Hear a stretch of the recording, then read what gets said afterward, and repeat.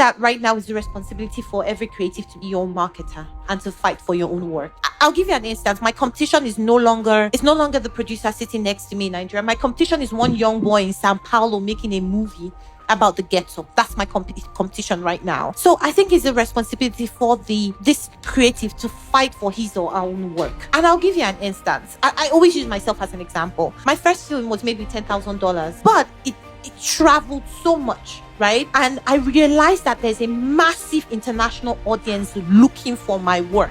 So it wasn't just about Nigeria for me anymore. I stumbled into a world of international festivals, of amazing things, people who want your content, and also Nigerians here who are looking for a different kind of context.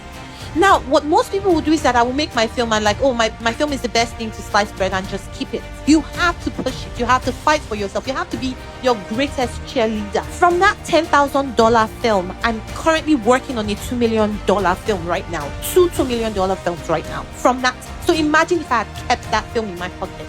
So to that young creative making stuff, like, you're in so exciting times right now that your small film, if you push it, can travel so far from the internet, travel everywhere. It's quite sad that most people only think of Netflix and Amazon as the only metrics. Yes, they are there, but there are other ways that you can push your films out there. There are other ways that you can work, and you literally have to find it. You reach, and it's just as much as putting yourself out there and constantly creating work and constantly shouting about yourself and drawing eyeballs, and amazing things happen. It's no longer about Nigeria. It's now a global space.